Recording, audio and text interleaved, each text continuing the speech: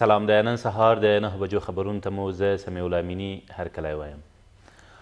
ولسمشرۍ ماڼۍ وایي د بهرنیو چارو وزارت ویاند صبغت الله احمدي د غیر مسؤلانه څرګندونو له امله له خپلې دندې ګوښه شو. نوموړي تېره اونۍ پاکستان ته د طالبانو د یو پلاوي له سفر هرکلی کړی و په داسې حال کې چې د ولسمشر ویاند پر دغه سفر سخته نیوکه کړې وه. ولسمشرۍ ماڼۍ میرویس ناب چې تر دې مخکې په ترکمنستان کې د افغانستان سفیر و د بهرنیو چارو وزارت د اقتصادي همکاریو د مرستیال او د نوي ویاند تر معرفي کېدو پورې د یاد وزارت د ویاند او د عامه اطلاعاتو ریاست د سرپرست په توګه ټاکلی دی. له دې سره سم د ملي اولي حکومت اجرایه رئیس د ولسمشر له لوري د بهرنیو چارو وزارت د ویاند د لرې کولو په غبرګون کې ویلي چې نوموړی به خپلې دندې ته دوام ورکړي. عبدالله په یوه خبرپاڼه کې په دې ورځو کې ګمارنې او لرې کول یې د ولسمشرۍ ټاکنو پورې اړوند بللي او زیاته کړې ده چې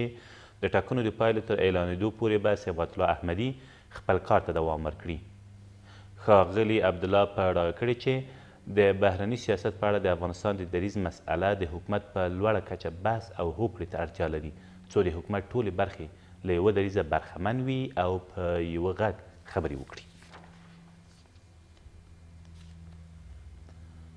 د کندهار ښار له نږدې 1.5 میلیون وګړو یوازې 10 سلنه د اوبو رسولو د ښاري شبکې اوبو ته لاسرسی لري او پاتې نور یې د ویالو او ژورو څاګانو اوبه کاروي چې د اوبو رسولو اداره یې صحي نه بولي. دې سره سم د هغو سیمو خلک چې د ځمکې لاندې د اوبو سطحه یې ټیټه شوې اړ دي اوبه په بیه واخلي. د اوبو رسولو اداره زیاتوي تر راتلونکو 5 کلونو پورې به هغو سیمو ته د څښاک پاکې اوبه برابرې کړي چې دمګړۍ اوبه له کمښت سره مخ دي.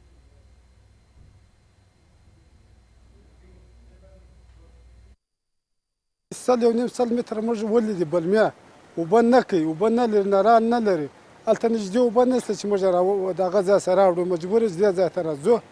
هره ورځ دا تکلیف دا مشکل د اوبو د موږ لرو چې موږ خپل ټول مصارف او پراختیایي پروژې باید د خپل عوایدو څخه ترلاسه کړو. موږ داسې یوه اداره یو چې متاسفانه زموږ مشترکین اوس هم 80% څخه که لا زیات ووایو دروغجن به نه سم چې خپل د اوبو د بیل مصارف نه تحویلوي.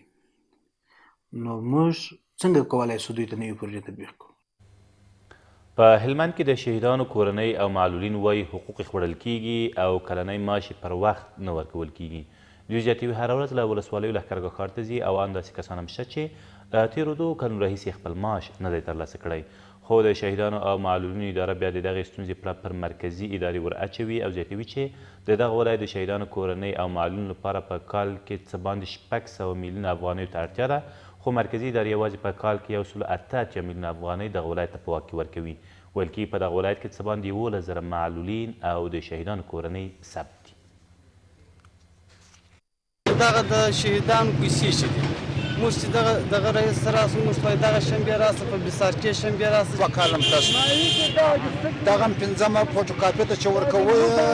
خلکو ته پیسې ورکوي چې دوی رشوت نه اخلي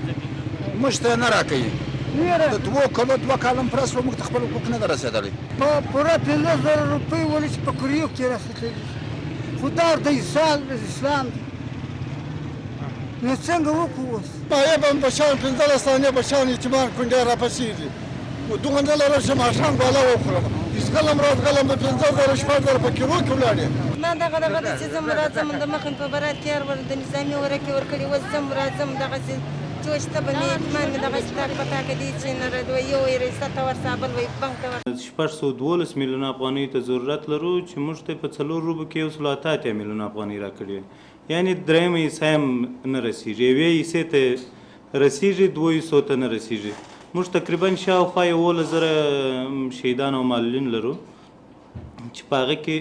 دا پیسې کفایت نه ورته کوي.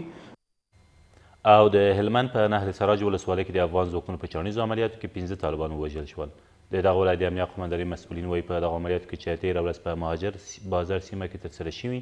3 نور طالبان هم ټپیان شوي دي. د سرچینې په وینا په دې لړ کې افغان ځواکونو او د سیمې اوسېدونکو ته زیان نه دی اوښتی. دا تر دې مهاله وروستي خبرونه تر بیا مو الله مل.